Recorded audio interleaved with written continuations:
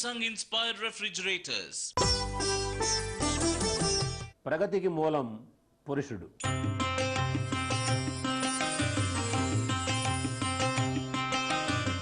ఈ శీర్షికలో ఈరోజు మనం ఇంతకుముందు 2-3 రోజుల క్రితం మనం దంతాల గురించి పోటు గురించి చెప్పుకున్నాం కదా. ఇప్పుడు చిగుళ్ళ వాపు.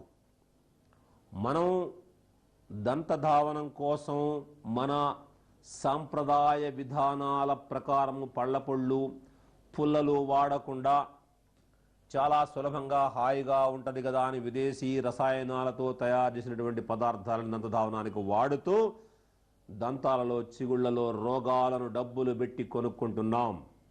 ఇవాళ మన తెలివి ఇంత స్థాయికి పెరిగిపోయింది. ఇది మంచిది కాదు, ఇది చెడ్డది, పళ్లను చిగుళ్లను నాశనం చేస్తుంది, లోపలికి పోయి మిగిలిన అవయవాలను కూడా ధ్వంసం చేస్తుంది, ఇందులో విషం ఉంది అని చెప్పినా కూడా మన విధానం మనం మార్చుకోలేకపోతున్నాం. అలాంటి చిగుళ్ల వాపును చాలా సునాయాసంగా తగ్గించుకున్న ఒక చక్కని అనుభవం మీరు కళ్ళారా చూడండి, చెవులారా వినండి. నా పేరు శ్రీనివాస్ అండి. మాది వరంగల్ జిల్లా నర్సంపేట పట్టణము. నాకు దంతాల సమస్య, చెవుల సమస్య బాగా ఉండేది. చల్లటి పదార్థాలు ఏవి తీసుకున్నా కూడా బాగా చెవులు గుంజేవి. ఏల్చూరి గురువు గారి ఆయుర్వేద ప్రోగ్రాం చూసి ఉనకపట్టు పొడి బూడిదలాగా చేసి 100 గ్రాములు, ఒక 10 గ్రాములు ముద్దకర్పూరము, ఒక 10 గ్రాములు నల్ల ఉప్పు లేక సైంధవ లవణము అవి కలిపి పొడి చేసుకొని ఇప్పుడు నేను ప్రతిరోజు పళ్ళు తోముకుంటున్నాను. నాకు ఈ దంతాల సమస్య, చెవుల నొప్పి సమస్య పూర్తిగా తగ్గిపోయింది. ఈ కానుక చెప్పిన గురువు గారికి పాదాభివందనములు. జై ఆయుర్వేదం, జై జై ఆయుర్వేదం. విన్నారు కదా, వరి పొట్టు కాల్చి బూడిద చేసి నల్లగా, మళ్ళా కాల్చి తెల్లగా బూడిద చేసి 100 గ్రాముల బూడిద జల్లించుకొని 10 గ్రాముల ఉప్పు, 2 గ్రాములు లేదా 1 గ్రాము ముద్ద కర్పూరం పొడి అందులో కలిపితే బ్రహ్మాండమైన పళ్ళపొడి తయారవుతుంది. దీంతో ఆ పళ్ళపొడిని పళ్ళు తోముకునేటప్పుడే చిగుళ్ళ వాపు పైన కూడా అలా అలా కొంచెంసేపు రుద్ది ఇట్లా గట్టిగా నొక్కి పెట్టి దాని మీద వెంటనే కడగకుండా ఒక పావు గంట అరగంట ఆగిన తరువాత గోరువెచ్చని నీళ్లతో పుక్కిలించాలి. ఇలా ఉదయం సాయంత్రం 2 పూటలా చేస్తే ఒక్క రోజులోనే చిగుళ్ళ వాపు తగ్గిపోతుంది. పళ్ళ మీద ఉన్న నలుపు, ఎరుపు, గారా కూడా పోయి పళ్ళు గట్టి పెడతాయి. చిగుళ్ళు ఎర్రని గులాబీ రంగును సంతరించుకుని దంత సౌందర్యం కూడా ప్రాప్తిస్తుంది. ఈ మార్గము ఎవరికి వాళ్ళు సృష్టించుకోవలసిన ఆరోగ్య స్వర్గం ఇది. ఎవరో తయారు చేసి ఇస్తే మనం వాడుకుని సాధించేది కాదు.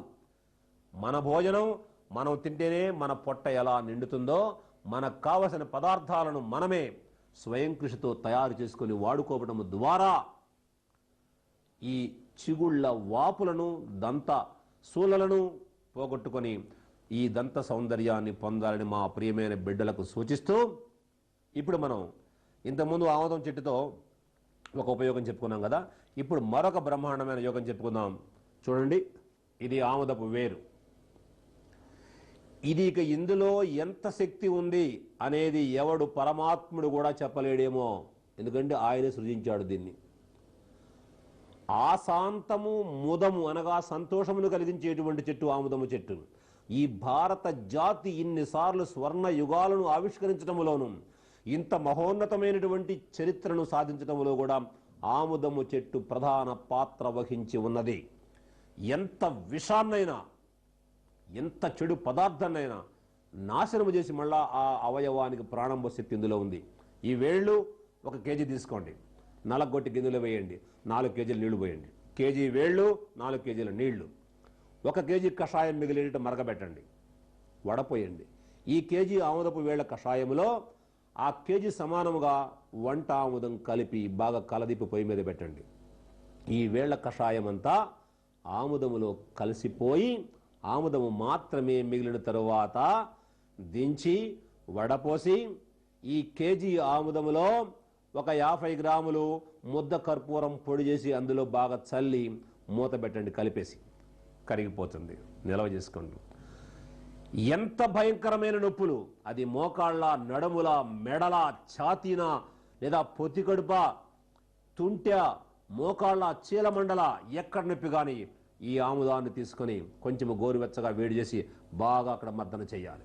ఎక్కడ నొప్పి ఉంటే అక్కడ వాపులు, నొప్పులు, లోపల మంటలు, ఇవన్నీ ఆశ్చర్యకరంగా తగ్గిపోతాయి. అయితే రాసేటప్పుడు కొంచెం గోరువెచ్చగా వేడి చేసి రాయాలని మా ప్రియమైన బిడ్డలు మర్చిపోకూడదని చెబుతూ, మగవాళ్ళు మీరు అశ్రద్ధ చేయవద్దు. ఒక్క ఆదివారం పూట కష్టపడి చెట్టు దగ్గరికి పోయి దండం పెట్టి దీని వేళ్లు తెచ్చుకొని ఒక్కసారి చేసి పెట్టుకుంటే 6 నెలలు కాదు, సంవత్సరమైన నెల ఉంటుంది. హాయిగా ఆరోగ్యంగా మన అమ్మకు నాన్నకు సేవ చేయండి. పెద్దలకు సేవ చేయడానికి మించినటువంటి పూజా యజ్ఞము యాగము లేదు. అమ్మా నాయనను చివరి క్షణము వరకు వాళ్లకు చేతనైనంత మనం ఉపకారము, సహకారము